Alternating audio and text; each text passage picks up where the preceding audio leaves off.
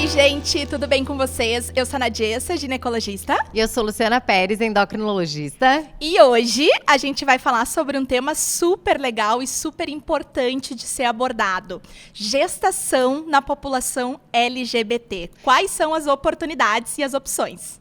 E eu quero agradecer a nossa parceira Libresse por estar nos apoiando na divulgação de conteúdo científico, sério e inclusivo para toda a população brasileira. Quando a gente fez a reunião com a Libresse, contando os bastidores, eles bateram muito nessa tecla da inclusão e gostaram muito quando a gente sugeriu o tema, né? Contou que a gente ia abordar esse tema agora em dezembro. Então, muito obrigada, vai muito ao encontro do que a gente acredita aqui no HV. E para falar desse assunto maravilhoso, uma mulher maravilhosa, que eu sou muito fã, doutora Ariane Kira, a área ginecologista, ela é especialista em reprodução humana e é uma das diretoras da Clínica Afetive de Reprodução Humana aqui em Porto Alegre e uma das ginecologistas do Fertilitar. Então, tu tem uma experiência aí, né, Ari? Bem-vinda! Seja muito bem-vinda. Muito obrigada, gurias. Primeiro, uma grande honra. Obrigada pelo convite, fazer parte desse timaço de convidadas até agora, né? Escolhas impecáveis. E eu acho que mais do que necessário, mais do que importante, Nadi, é necessário a gente abrir, botar a luz em cima desse arco-íris e trazer esse assunto para o debate. Maravilhosa. E eu quero dizer para vocês que a gente sabe que esse assunto poderia, né, ser muito maior aí se a gente fosse abordar todas as letras da sigla, mas a gente acabou hoje optando por falar um pouco mais sobre a população de lésbicas, gays e transexuais, mas a gente quer que todo mundo se sinta abraçado aí e incluído, tá? Isso mesmo. Vamos começar? Vamos lá. Para começar, a gente quer falar sobre mulheres lésbicas que desejam gestar, tá? Perfeito. Então, eu queria te perguntar assim, compra de esperma, tá? Como é que funciona? A gente tem banco de esperma no Brasil? Temos, inclusive, em Porto Alegre. Tá? Olha! Eita, nós! Temos bancos brasileiros e temos bancos internacionais. Então, assim, durante a consulta, a gente discute com a paciente, né? E a gente tem que avaliar caso a caso, e essa paciente vai avaliar o tempo, o custo, o frete, o quanto que ela vai ter para investir nessa compra de espermatozoides. E sim, é possível a gente comprar amostras nacionais e também amostras internacionais. O que difere um pouquinho um banco do outro, gurias, é assim, a disponibilidade de características. Existem alguns bancos que, por exemplo, eles descrevem as características fenotípicas principais. Obviamente, idade, pele, cor de cabelo, cor de olhos, altura, tipagem sanguínea, a origem, por exemplo, a etnia, se é italiano, se é japonês, se é chinês, se é polonês e assim por diante. Outros bancos já trazem muito mais características. Tem uns que disponibilizam, inclusive, fotos desse doador quando era criança, se fez ensino superior, quais são as preferências, esportes, hobbies, signo. A gente tem Opa, me gusta! Que legal, né? Que legal. Muito legal. Mas isso, então, essas características todas que tu está falando, é o que diferencia o lugar onde tu vai comprar. Alguns lugares te oferecem mais uma possibilidade de escolher mais características e outros não. E outros menos. Mas em termos de qualidade dessa amostra seminal, todas são muito boas, tá? Uma não ganha muito da outra em termos de qualidade. Então, todas as amostras, tanto de bancos nacionais quanto de bancos internacionais, são muito boas. São de ótima qualidade para a gente fazer um tratamento.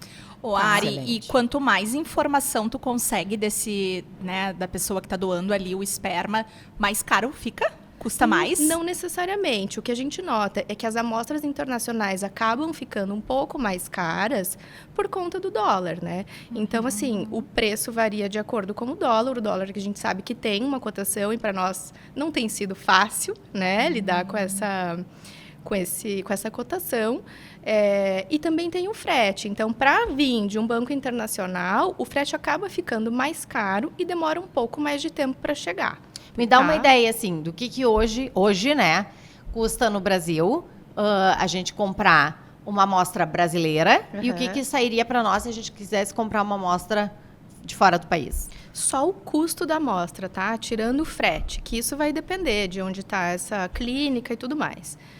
Mas, assim, uma amostra de um banco nacional vai sair, em média, falar em custo é um assunto espinhoso, mas em média é em torno de 4 a 5 mil reais. tá? Uma amostra de boa qualidade. E uma amostra internacional, a gente está falando entre 9 e 10 mil reais. Mais o frete. Mais o frete. Então é mais que o dobro, né? É. Mais o frete. Tá. Isso. Só pra gente ter essa ideia. Muito E bem. na vida real, assim, a tua experiência, os pacientes querem mais estrangeira, do tipo, vou comprar um esperma italiano, ou elas utilizam o nacional? Gurias, assim como tudo, depende. Tem casais de meninas que só querem resolver essa situação de uma forma mais rápida, que só querem uma amostra de sêmen adequada e são mais práticas e objetivas. Outras acabam querendo saber mais informações desse doador, né? Inclusive por conta de características delas mesmas. Então, assim, se é um casal de meninas que tem, por exemplo... Eu sou oriental, tá? Vamos supor que eu tivesse uma parceira oriental. Aqui no Brasil, é muito mais difícil a gente encontrar uma amostra de um doador oriental, especialmente aqui no Rio Grande do Sul, né? Então, eventualmente, a gente ia ter que acabar buscando em bancos internacionais. Mas tem paciente que prefere, por exemplo, características hispânicas ou italianas, ou um doador alto, porque ela é muito alta e aqui é mais difícil, ou características negras. Então, depende muito de cada casal, tá? O que muitas acabam trazendo na prática é que, às vezes, tem informação demais, acaba até confundindo um pouco na hora de escolher. Porque o que antes não era uma questão, passa a vir a ser. Ah, não, mas eu acho que esse doador... Não, gosta de basquete. Ai, eu não gosto de basquete. Ou então ele gosta de rock. Ai, adoro rock. E aí você vai começando a olhar coisas que talvez não sejam tão importantes na hora de definir a compra do sêmen, né? Mas que naquele momento que você está escolhendo a amostra, acaba confundindo um pouco. Então, tem que ser assim, a minha sugestão, seja objetiva, olhe o que verdadeiramente importa, né? E não se confunda com essas outras coisas que vai ser desenvolvida ao longo da criação dessa criança, né? Se eventualmente ela vier a nascer. Eu teria um problema, tá? Porque eu ia olhar até o signo. A gente falou sobre isso uma vez, te lembra? Eu não ia, tu ia. A Luciana disse Teria que ia preconceito olhar... com geminiano, né? Não, Gêmeos eu tenho que encarar. Eu acho que é Áries e Aquário, né? Satanás. Se bem que o Rafael é aquariano, né? Tô pagando a minha língua aqui, é tipo maternidade, paga a língua. E Ari, vamos agora falar dos óvulos, né? Sobre a Vamos. questão dos óvulos, assim. Uma dúvida poderia o óvulo ser de uma das meninas, enquanto o útero ser de outra? Poderia. Isso é muito interessante em tratar duas meninas, né? Porque, na verdade, quando elas chegam até a gente, elas não são inférteis. Né? Não é um casal que é infértil, diferente de um casal hétero que normalmente chega em consulta, que está enfrentando alguma dificuldade para engravidar. Quando chegam duas meninas, na verdade, a gente tem, na maioria das vezes, 4 possibilidades. Temos 4 ovários e 2 úteros. Então, o que a gente faz no primeiro momento? Faz uma avaliação de ambas, individualmente, para avaliar o potencial de cada uma, discute isso em consulta, quem é que tem mais ou menos chance, quem é que tem uma reserva melhor ou menor, a idade dessas pacientes, a qualidade do útero, para poder, então, indicar o tratamento que vai ser mais eficiente. Né? Mas sim, é possível, por exemplo, estimular os ovários de uma, captar os óvulos, isso se for feito fertilização, tá? E transferir esse embriãozinho no útero da parceira, tá? Isso é o que a gente faz com muita frequência. O Ari, e dá para fazer, é autorizado, por exemplo, tá? Fazer 2 embriões com óvulo das duas e implantar os 2 no útero de uma delas? No mesmo momento, não.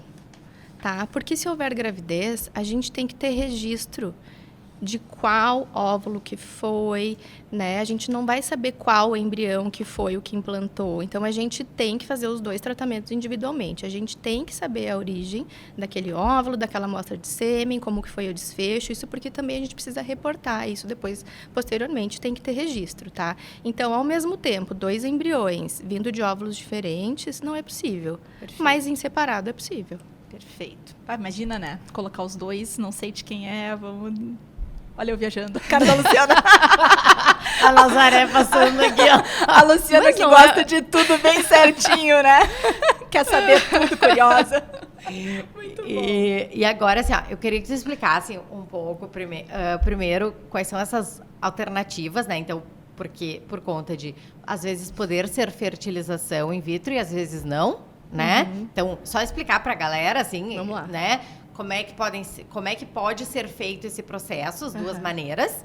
E aí falar um pouco de custos de cada uma das maneiras de se fazer. Então, vamos lá. Então, para duas meninas, né, tratando de um casal de lésbicas, a gente tem duas opções. A gente pode usar uma técnica menos complexa, que é a inseminação artificial, onde a gente induz a ovulação dessa paciente. A gente precisa de uma amostra de sêmen de banco. Esses espermatozoides serão capacitados e inseminados dentro do útero da mesma paciente no momento da ovulação.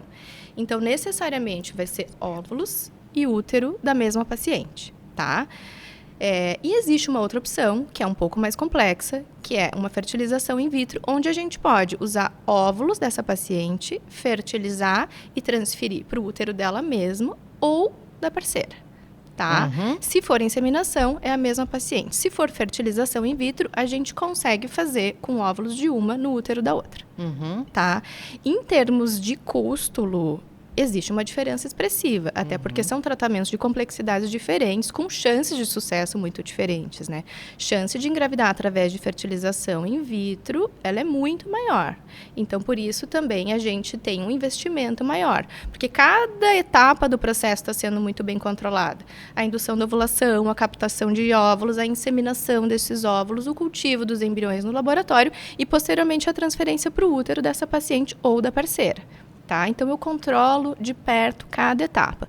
Quando a gente faz uma inseminação artificial e coloca o sêmen já capacitado dentro do útero dessa paciente, eu não tenho certeza nem garantia absoluta de que o espermatozoide está encontrando esse óvulo. Então, as coisas acontecem às cegas dentro da trompa. Assim, a gente também não tem como ter tanta certeza de que vai existir um embrião e que esse embrião vai chegar dentro do útero para se implantar. Então, as chances acabam sendo um pouquinho menor. São similares às chances de engravidar através de uma relação sexual, por exemplo. Sim, em tá? torno de 20% por ciclo. Exatamente. E custos, né? Que daí eu acabei pulando essa parte. A gente está falando assim, por cima, tá, gente? Depende de cada caso. O custo do procedimento em si, a inseminação artificial em torno de 5 a 7 mil e fertilização in vitro a gente está falando entre 18 e 20, tá? Isso só o procedimento. Então, assim, ninguém vai ficar muito mais pobre. Claro que, assim, não é um tratamento, digamos, super barato. A gente sabe que existe um investimento. E eu digo assim para as pessoas, uma coisa é o custo do procedimento, outra coisa é o valor que isso vai ter. Né, para esse casal que precisa de um tratamento para engravidar, que não tem como engravidar em casa por vias naturais. Então, é possível de se organizar. Existia um folclore antigamente que eu vou ficar muito pobre se eu fizer uma fertilização. Hoje em dia não é mais assim. E a ideia é que a gente possa acessibilizar esse tratamento para todo mundo. Seja gay, seja lésbica, seja trans, seja hétero. Que a gente possa oportunizar todo mundo a ter a chance de ter a sua família, independente de orientação sexual ou identidade de gênero. Né? Então, essa é a grande causa. A grande causa. Ari, e em relação a direitos legais, assim, legislação, que eu acho que vocês dão uma orientada também nas consultas. Por exemplo, tá? Se eu tenho um casal de lésbicas, e aí o óvulo foi de uma e o útero foi da mesma mulher. A parceira tem direito sobre aquela gestação? Tem. Como é que é a função legal disso? Tem, assim como um casal hétero, Nath. Assim como um casal hétero. A parceira vai gestar, a criança vai nascer e a certidão de nascimento e o registro vai ser feita no nome das duas, tá? Então, terá duas mães, nesse caso. Perfeito. Que coisa boa, né? Se ter uma mãe é bom. Imagina ter duas, né? Maravilhosa. É verdade. É verdade. Agora nós vamos falar de homens gays que desejam gestar. Então, primeira pergunta agora vem sobre óvulos, né? Existe compra de óvulos, assim como a gente faz compra de esperma, tá? E como que funciona essa compra? Bom, então assim, falando em um casal de meninos, né? A gente enfrenta uma questão que daí a gente vai precisar tanto de óvulos quanto de útero, né? Então, é possível, sim, a gente ter óvulos de uma doadora, e isso a gente pode fazer através de duas formas. Existe hoje no Brasil a possibilidade de fazer uma recepção de óvulos através de uma doação compartilhada. Então, vai existir uma outra pessoa que está passando pelo tratamento e vai dividir a metade dos óvulos que ela produzir com esse casal de meninos, tá? Ou existe a possibilidade da gente importar óvulos de um banco internacional. Isso a gente tem feito com bastante frequência. Então, aqui no Brasil não tem banco de óvulos. Não aqui existe um banco de óvulos brasileiro. Tá, então aqui Tá. a pessoa teria que compartilhar. Isso. Ou a gente Ou importar comprar de um banco fora. internacional. Sim, sim. Hoje existem escritórios, né, com representação no Brasil que facilitam um pouco esse trâmite, tá? Mas assim, um banco de óvulos ainda não existe. Uhum, tá. Ari, e como que funciona a escolha da pessoa que vai doar esses óvulos? É semelhante à avaliação que tem no esperma ou muda alguma coisa? É parecido, tá?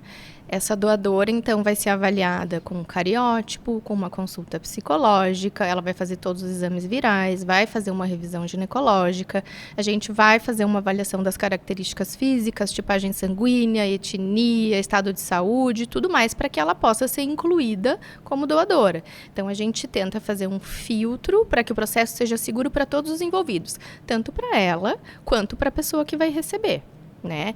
Então, voltando um pouquinho atrás, tá? Para doar sêmen, o doador pode ter no máximo até 45 anos.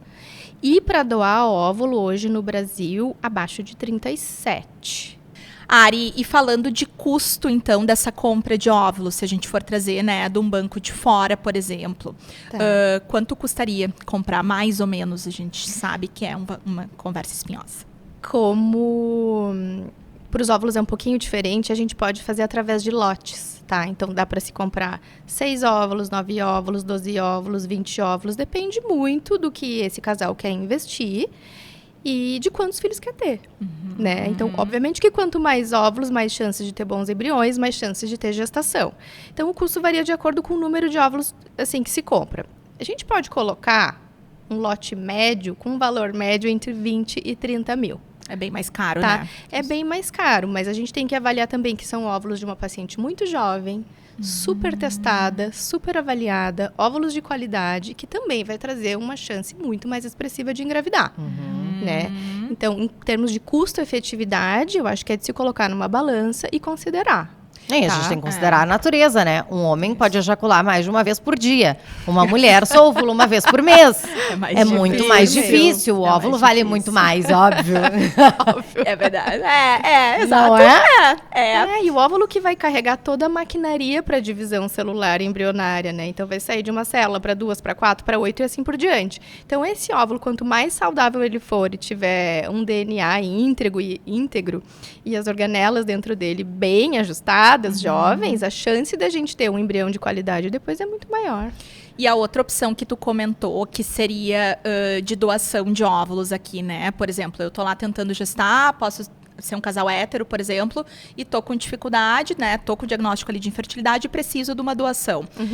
Um casal gay pagar o meu tratamento, ele fica com a metade dos óvulos. É isso que eu consigo doar? Como é que funciona a doação? Ele vai te ajudar a custear o teu tratamento. Tá? Em contrapartida, você vai doar a metade dos teus óvulos para esse casal. Claro que você não vai saber quem são essas pessoas e essas pessoas não vão ter acesso à tua identidade. O que se tem de informação são as características fenotípicas. Voltando, tipagem sanguínea, peso, altura, cor de pele, cor de olhos, etc. Tá? Perfeito. Para que a gente consiga ajustar com as características do casal. Que tá perfeito. Tá? Vai gestar. E Ari, existe possibilidade de, por exemplo, um casal gay receber uma doação de algum familiar? Como, por exemplo, da irmã? De óvulo. Existe. Agora Permitido isso? Agora é permitido, tá? De familiares até 4º grau. Então, assim, a irmã pode doar para esse casal, desde que não incorra em consanguinidade. Então, não pode ser óvulos dessa irmã com o irmão dela. Teria que ser com o cunhado. Tá? Perfeito. Não pode incorrer em consanguinidade. E isso também vale, gurias, para o útero, tá? Preferencialmente, um familiar que ceda o útero, que seja até de 4º grau. Tá? Se não houver essa pessoa que possa gestar, então não tem uma irmã, uma tia, uma prima, a cunhada, é possível, sim, ter uma cessante de útero, né? Esse útero que seja um não familiar, mas aí teria que se passar por um processo no CRM. Tá? Para que seja seguro para todos os envolvidos. E que, preferencialmente, essa paciente que vai ceder o útero já tenha tido gestação anterior. Interessante. Tá? Fora do Brasil é um pouco mais facilitado esse acesso, né? É mais facilitado, é E menos aqui- burocrático. E aqui não pode pagar por esse útero Não, da pessoa, isso né? mesmo. Que nem Isso a gente, mesmo. a gente vê isso muito nos Estados Em Unidos, filme, né? série, exatamente. Aham. Isso. Fora Então, do país tem quem muito. pode emprestar o útero para um casal gay no Brasil? Preferencialmente um familiar até 4º grau, ou que não seja familiar, pode ser uma outra pessoa que vá ser aprovada pelo CRM e que não incorra em uma relação comercial. Não pode ter dinheiro envolvido. Ok, se for uma amiga que queira Poderia. emprestar, talvez seja Poderia. autorizado que se Às faça, vezes é esse isso? casal não tem uma irmã, só tem amiga. Pode. Pode. Ok, beleza. E como é que funciona a avaliação psicológica dessa pessoa que vai fornecer ali o seu útero para essa gestação, Ari? Passa por uma avaliação, né? Como é que funciona assim a burocracia e todo o cuidado de saúde com essa pessoa para ela poder fornecer o útero para essa gestação desse casal? A gente sabe que engravidar não é uma coisa tão simples, né? Vão acontecer muitas mudanças. E, para além disso, ela vai ceder o útero e depois ela tem todo o processo pós-parto, né? Então, todo mundo que está envolvido nesse processo precisa passar por uma consulta psicológica, tanto a cedente quanto o casal, né? Para que o processo não seja traumático, que não se cause um problema, um transtorno a partir desse tratamento para essa paciente que está cedendo o útero. Então, que ela esteja preparada emocionalmente, que o casal esteja preparado emocionalmente também para acolher essa paciente, para que seja um processo seguro, tá, para todo mundo. Então, às vezes é necessário mais do que uma consulta. E às vezes essa paciente tem um parceiro que vai ceder o útero. Às vezes ela tem um parceiro, às vezes ela tem filhos. Então, a gente recomenda até que essas pessoas também passem por uma avaliação psíquica, psicológica, que ela esteja bem, confortável, que os envolvidos também estejam confortáveis com essa situação. Perfeito. E o direito legal sobre a criança que vai nascer é do casal que vão ser os pais de registro ali da criança. Exatamente. Perfeito, tá bem. Que mais alguma coisa de burocracia, assim, que tu acha importante que as pessoas saibam em relação a casais homoafetivos masculinos? Eu Desses acho que a detalhes gente falou? poderia perguntar também se... vamos fazer uma situação hipotética aqui, tá? Esse casal gay conseguiu ali a irmã que vai gestar, tá? Para eles. A gente poderia implantar 2 embriões, cada um com o esperma de um deles, neste mesmo útero? Não. Pela mesma razão das meninas, a gente tem que saber qual embrião que implantou, de qual origem que foi. A gente precisa reportar como é que foi essa gravidez, como é que foi esse nascimento. Então, como não se sabe de qual dos 2 que foi o embrião que implantou, não pode. A gente pode fazer os tratamentos separados, mas ao mesmo tempo não, a gente tem que saber a origem. Ari, e no consultório, assim, a tua experiência como especialista em reprodução humana, tu tem tido mais casais de lésbicas, gays, tua experiência pessoal como profissional? Mais casais de lésbicas, Nadi. Até porque a gente tem essa felicidade de ter útero e ovário em ambas, né? Então, o processo acaba ficando mais simples. Mais fácil, né? E, naturalmente, a mulher acaba indo mais no ginecologista, ela pensa mais sobre reprodução, ela sabe que isso é mais acessível, a maternidade faz parte do pensamento delas em algum momento. Seja para ter, seja para não ter, né? Enquanto para casais de meninos, possivelmente eles acabam nem pensando que se pode ter uma família, né? Então se esbarra já nesse primeiro momento assim de não poder ter filhos geneticamente relacionados. O que eu acho que a gente tem que fazer assim enquanto causa, que eu estava dizendo para ti, que é uma causa muito cara e muito especial para mim, que eu me importo mesmo com isso e, de novo, eu te agradeço essa oportunidade de estar tratando sobre isso, porque eu tenho, assim, um carinho especial, né, em poder acolher essa população e, para mim, faz muita diferença que quando essa paciente chegue no consultório, ela se sinta segura, que ela se sinta ouvida, que ela chegue lá e pense, bom, aqui eu estou confortável. Muitas vezes essa paciente já teve dificuldade em casa para se assumir, para entrar no mercado de trabalho. Aí tem mais essa, né? E mais essa. E na hora de se reproduzir, que é para ser uma coisa boa, que é para realizar um sonho, que é para construir uma família, a gente tem que ser bom, tem que ser leve, ela tem que estar num lugar que ela se sinta confortável, né? Inclusive, ontem eu estava falando com uma paciente minha, que é homoafetiva, e eu perguntei, você tem alguma dica que você quer que eu diga para quem está buscando esse tratamento? Ela disse assim, Ari, por favor, diga assim, se pensou, quer ter um filho, não perde tempo. Vai lá e vai se informar, vai saber o que existe, vai saber as opções que tem. E se não gostou do médico no primeiro momento, vai para outra clínica, testa outra coisa. Uma hora você vai achar alguém que vai te ouvir, que você se sinta amplamente acolhida na sua inteireza, na sua integridade, né? Que você não tenha vergonha de dizer quem você é e ser quem você é. E a tua fala é muito importante, né, Ari? Eu gravei uma aula para nossa plataforma, HV Paramédicas, sobre o que o ginecologista precisa saber sobre o atendimento da população LGBT no consultório de ginecologia geral. Porque a nossa assistência, por muito tempo, foi muito ruim, foi muito heteronormativa e foi muito violenta com essa população. Por que a gente tem estudos e índices de que a população, por exemplo, lésbicas, bissexuais, tem maior chance de câncer de colo do útero, tem maior chance de condição de saúde, né, adversa, como, por exemplo, diabetes, obesidade, tabagismo, porque essas pessoas, elas não são acolhidas no sistema de saúde. As consultas não são boas, as consultas são preconceituosas e violentas. Então, as pessoas evitam de ir. Isso. E é nossa função, em pleno 2024, falar que isso está errado. Isso tá e errado. que a gente precisa falar do tema com a naturalidade e com o respeito que ele merece, e é isso que a gente está fazendo aqui, né? Se posicionando fortemente em relação a isso. E sem falar em saúde mental, né, Nádia? A população LGBTQIA+, sofre o dobro de ansiedade e depressão do que quando comparada a populações hétero. E se falando em trans, isso é ainda maior, gente. Em casa, possivelmente, essa pessoa já sofreu alguma questão. Aí vai para a escola, já sofreu outra. Vai para a igreja, já sofreu outra. Para se colocar no mercado de trabalho também não é tão simples. Aí você vai chegar no médico e vai se sentir mal. Que o médico não vai saber isso. Né? O médico não vai saber como te examina, por que nome te chama. Não dá. A gente tem que ser um lugar seguro. É, exatamente. Bom, entrando na população trans. Fiquei até emocionada. Que bom, mas é verdade, né? Eu sempre digo assim, hoje em dia eu tenho escolhido as minhas lutas, porque as lutas demandam energias, né?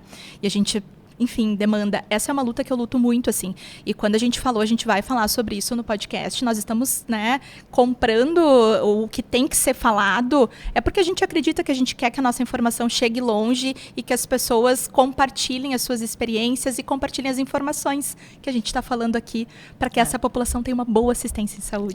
Eu tenho muitos amigos gays, então eu também. sofri junto com eles muitas coisas, entendeu? Sim, então, dói em mim tudo que doeu neles. Então, quando eu vejo as pessoas falando assim com vocês, eu fico, ai, nossa, que coisa boa que tem gente assim, né?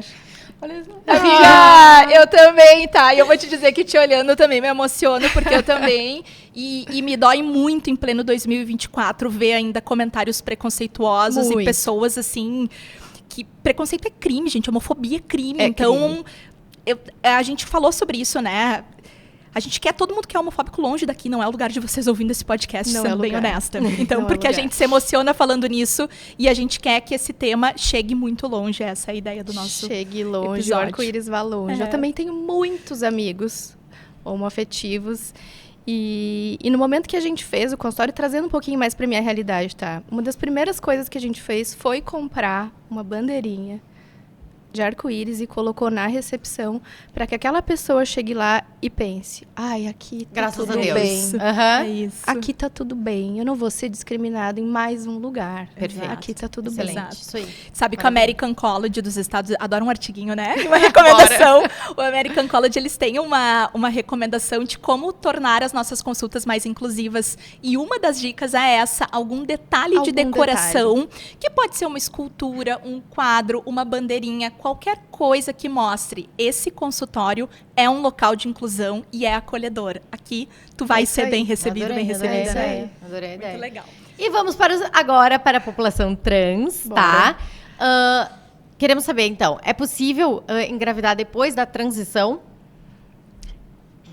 Depende, tá? É possível, aí vamos separar. Nós vamos falar agora de uma mulher trans, tá?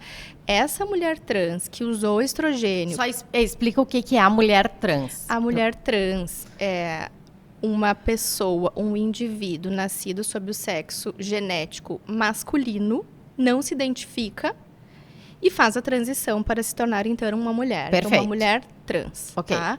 essa transição é feita com hormônio, basicamente com o estrogênio, e aí vai depender de como vai ser feita essa orientação, quanto tempo vai levar, a dose e tudo mais. Mas a gente sabe que a exposição prolongada a estrogênio pode sim repercutir negativamente na produção de espermatozoides. Tá? Então, depois de ter feito essa transição, não sei o quanto que foi usado de hormônio e tudo mais, a gente tem que avaliar se essa paciente entrou em infertilidade temporária ou permanente, se está produzindo espermatozoide, então é necessário fazer uma avaliação com espermograma.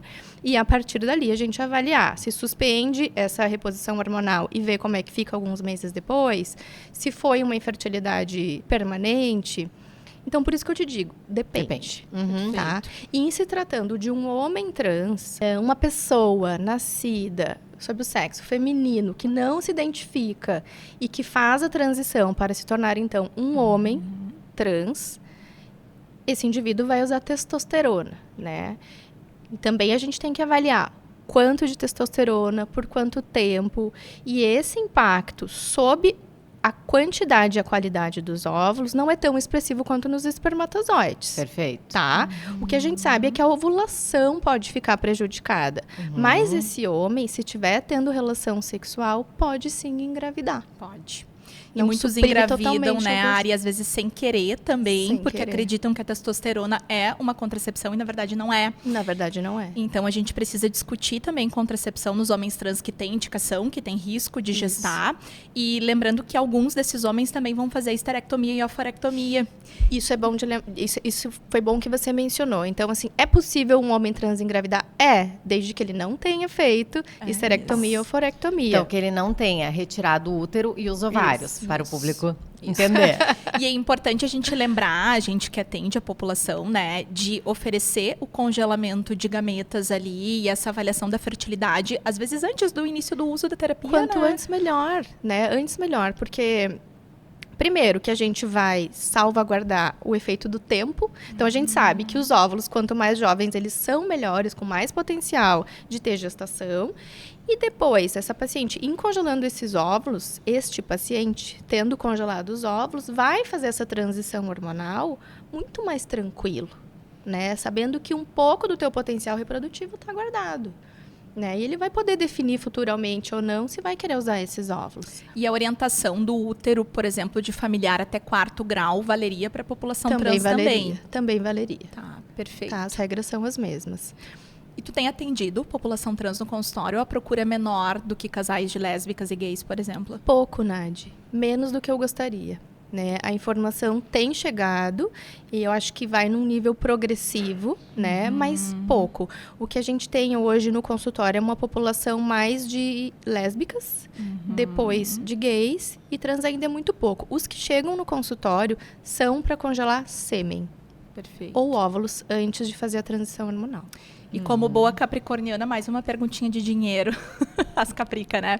Quanto é que custa congelar esperma? É mais barato, né? Bem mais barato. Bem mais barato. Média, porque o assim. Sim, procedimento muito mais fácil, né? Não depende de ninguém fazendo ali o negócio. o O homem faz procedimento, sozinho, né? ela só tem que congelar. O processo é muito mais simples, não tem que usar remédio, não tem que fazer ecografia, não tem que fazer um acompanhamento seriado desse paciente. Então, o congelamento de sêmen hoje a gente fala entre 500 a R$1.000. Olha aí a Nossa, diferença. é muito mais Muita barato, diferença, né? Absurdo. Tá, Interessante. muito bem. Tô satisfeitíssima. Muito, gente. Amei. Foi muito bom esse programa, hein? Sabe que quando ela botou esse tema, eu fiquei assim... Gente, o que a gente vai perguntar? Difícil? Pra mim é difícil, porque né, não Daria é um pra assunto ficar que eu falando horas e leio. horas e horas, né? Não é um assunto que eu leio, apesar, não faz parte do meu dia a dia, porque eu tenho uma área, um nicho muito específico dentro da endócrino, né? Mas eu achei incrível. É incrível, a entrevista. Daria pra falar muito mais, Muito né? mais. Ficar um tempão aqui. Gente, eu sou apaixonada. Eu poderia ficar o dia inteiro aqui falando sobre reprodução e nessa população especificamente, que é um tema tão caro, né, pra gente. Muito. Mas é... Ari, antes da tua mensagem final, eu queria te falar que a gente ficou muito feliz e que não teria pessoa melhor para falar sobre isso aqui, porque tu é uma médica muito humana, eu fui tua residente, né? Tu era minha R+, e desde sempre, eu sempre te admirei como profissional, ela sempre foi muito humana, muito empática. Então, os teus pacientes e as tuas pacientes têm muita sorte de contar contigo nesse atendimento. Agora eu que me emocionei. Só tem choro nesse programa. Só tem choro. Podcast do choro, gente. Emocionada. É do amor, né? De Loversita. E nós queremos agradecer a nossa parceira, tá? Que é a Libresse. Sem a Libresse, esses episódios não poderiam estar sendo gravados. Então, nós agradecemos muito a vocês, tá? Por estarem proporcionando que a população brasileira tenha informações de qualidade. E a gente gosta muito, né, dessa ideia da marca, desse ideal da marca, que vai muito ao encontro do que a gente acredita que é a inclusão. Então, é uma marca que já fez parcerias com pessoas que menstruam, da população trans, por exemplo. Então, tem tudo a ver com a HV e a gente adorou que vocês estejam apoiando o nosso projeto do HV. Então, muito obrigada. Muito obrigada. E também queremos falar do HV para médicas. Se você é médica, está aqui. Se você é uma médica assídua, você já sabe, mas se você caiu hoje aqui, né, que todo dia cai alguém, por favor, vão até o nosso Instagram, cliquem no link da bio e se informem sobre o HV para médicas. O HV para médicas, então, é uma plataforma de educação continuada em saúde da mulher para mulheres que se interessam pela área de ginecologia e endocrinologia feminina. Coloquei 2 aulas recentes lá. Uma sobre o atendimento no consultório de gineco geral da população LGBT. E coloquei outra, que vai entrar agora, acabei de gravar, sobre soft skills na consulta ginecológica.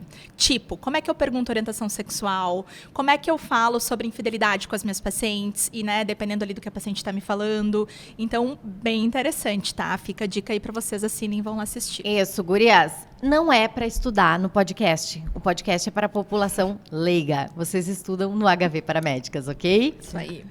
Ari, mensagem final. Nossa que convidada, tu quer falar? o que tu quer falar, assim, que tu quer encerrar esse programa que é todo teu? Antes de tudo, parabéns pela iniciativa de vocês, pela coragem, pela curadoria incrível de conteúdos que vocês duas fazem e de botar, assim, energia e tudo que vocês têm de conhecimento em cima de um projeto que é fantástico, tá? Vanguarda, descomplicado, bonito, elegante, parabéns. Depois, obrigada pelo convite. Foi uma grande honra estar aqui com vocês. Eu estava bem nervosa no começo, mas depois a coisa foi soltando.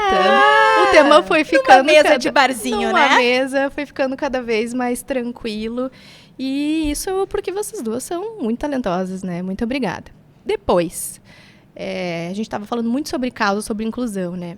A minha ideia é que essa informação chegue para o maior número de pessoas possíveis. E aí a gente está falando de indivíduo, tá? Independente de orientação sexual ou de identidade de gênero. Que todo mundo possa sonhar em ter a sua família. Do tamanho que for, do formato que for, seja solo, seja com casal, que você possa sonhar, né? Que você não bloqueie o teu sonho num primeiro momento, por achar que não pode, por alguma barreira, por ter vergonha. Vá lá e conversa com o médico que você confia. Vai saber as possibilidades. Esse médico vai ter que ter uma escuta atenta e te fornecer possibilidades, alternativas. Eu acho que é isso. Maravilhosa. Muito obrigada. Maravilhosa. Muito obrigada. E a gente quer dizer que nós do HV consideramos justa toda forma de amor e a gente quer que vocês espalhem essa informação aí para que todo mundo tenha acesso do jeito que a gente gosta. Muito obrigada a todos. Era Até isso, mais. gente. Um beijo. Obrigada. Até a próxima. Tchau. Tchau, tchau.